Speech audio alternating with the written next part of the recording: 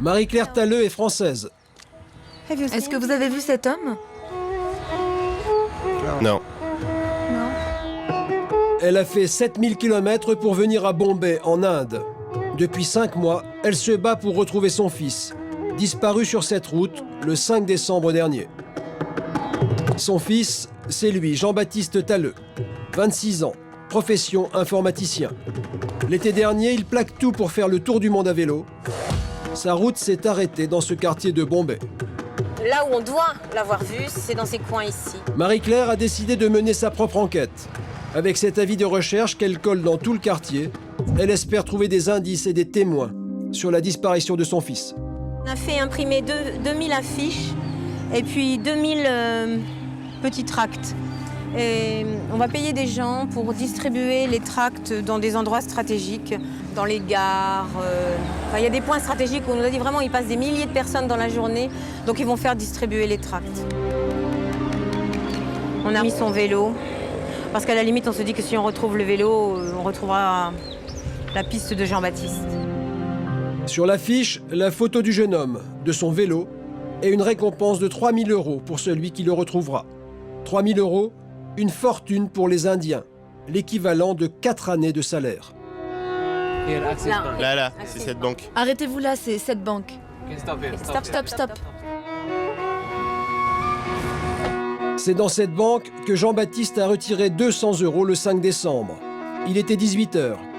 Après ce retrait, plus aucun signe de vie du jeune homme. Le gardien assurait la sécurité de la banque ce jour-là. Se souvient-il du jeune cycliste? Non. Ça me paraît pas possible qu'on dise non, je ne l'ai pas vu. C'est pas vrai. Jean-Baptiste a dû poser son vélo pas loin devant, l'attacher. Et quand même, ça se remarque, un étranger qui arrive avec tout son barda, qui vient retirer de l'argent. Marie-Claire tient absolument à retrouver des témoins à cet endroit, car elle pense que c'est ici que s'est joué le destin de son fils. J'aimerais vraiment bien que ça ne soit pas les derniers pas de Jean-Baptiste. J'aimerais vraiment que sa vie ne soit pas arrêtée ici. C'est vraiment trop bête.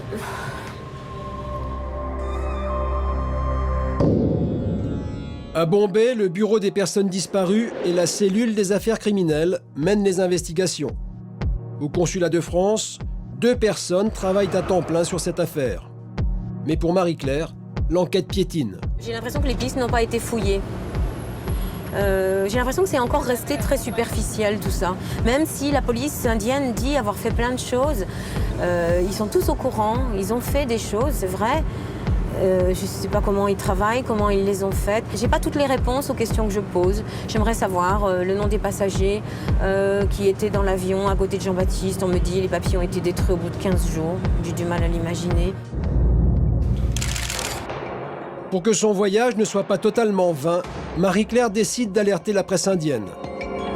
Objectif, diffuser la photo de son fils et l'appel à témoins dans un maximum de journaux indiens.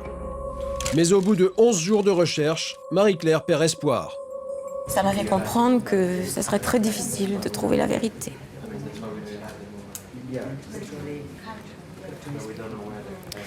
Mais je ne veux pas lâcher. C'est pas exclu que je revienne. Qu'est-il arrivé à Jean-Baptiste ce 5 décembre à Bombay? Le jeune homme quitte la France le 18 juillet dernier. Il traverse l'Europe à vélo et depuis la Turquie, il rejoint l'Iran. Pendant 4 mois, tout va bien, il parcourt plus de 5000 km. Quand il ne dort pas chez l'habitant, le jeune homme plante sa tente pour passer la nuit. Et régulièrement, il envoie des mails à ses parents. Je vous donnerai des nouvelles lorsque j'aurai rejoint Dubaï, je pense, c'est-à-dire d'ici 2 ou 3 jours. De Dubaï, il prend l'avion le 4 décembre pour rejoindre Bombay en Inde. Jean-Baptiste avait prévu de pédaler jusqu'en Chine, où vit sa sœur aînée, Marie. Il ne la rejoindra jamais. Et malheureusement, l'itinéraire s'arrête là. Retour en France, dans la région de Nancy. C'est ici que Jean-Baptiste vivait avec ses parents, Marie-Claire et Pierre. Depuis toujours, le jeune homme était un passionné d'informatique. Il travaillait comme webmaster depuis 6 ans dans une société proche du domicile familial. Pour son père, Jean-Baptiste avait besoin de mettre du piquant dans sa vie. Il avait envie d'aventure, quoi, un peu. Il trouvait sa vie trop monotone. Passer sa vie dans un bureau, je pense que ça lui plaisait pas trop. Depuis 2 ans, Jean-Baptiste rêvait de tout quitter pour faire le tour du monde en solitaire. Dans le garage de la maison familiale, il prépare son vélo pour un long voyage, sans date de retour. Il a dit, je vais peut-être demander une disponibilité, voire démissionner. C'est ce qu'il a fait. Il a démissionné pour partir faire le tour du monde. Oui. Et trouver un autre sens à sa vie. Il me disait, je trouverai, dans mon voyage, je trouverai bien ce que je dois faire. Que lui est-il arrivé à Bombay? Toutes les hypothèses sont envisagées. Première hypothèse, la disparition volontaire. Jean-Baptiste aurait voulu rompre avec ses proches. Ses parents n'y croient pas.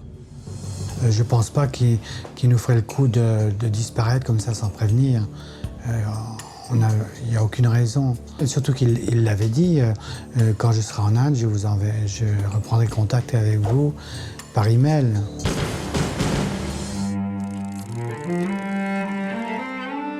Dans ses derniers mails, les propos de Jean-Baptiste sont chaleureux. Il partage avec ses parents le bonheur de son voyage.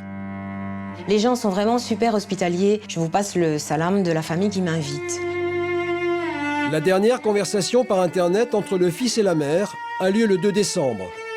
Pour Marie-Claire, il n'y a rien d'alarmant dans le ton de Jean-Baptiste, bien au contraire. Pour plaisanter, je lui avais dit tu reviens passer Noël avec nous, il y aura tout le monde, ça sera sympa. Et aussitôt, lui, il a répondu oh non, pas question, c'est trop bien, ça commence à être de plus en plus intéressant. Moi, je sais que le 2 décembre, il était très heureux de ce qu'il vivait.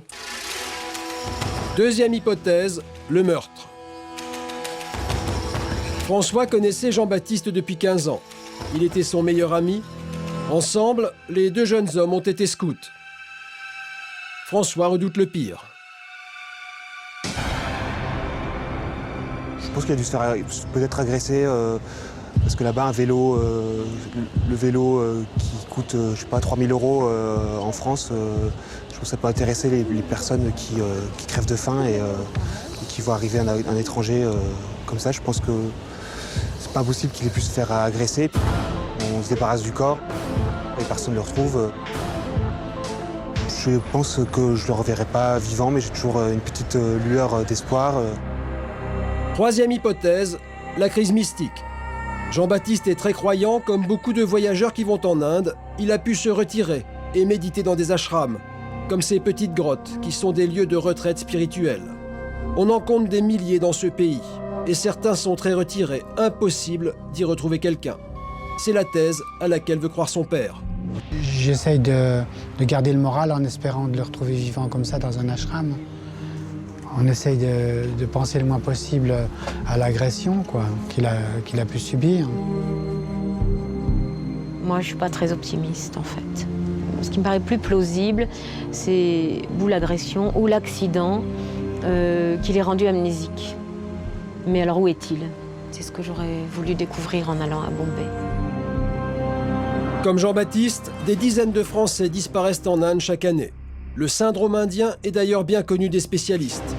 Victimes d'un choc culturel, de nombreux Occidentaux y perdent leurs repères et peuvent vagabonder dans une errance mystique.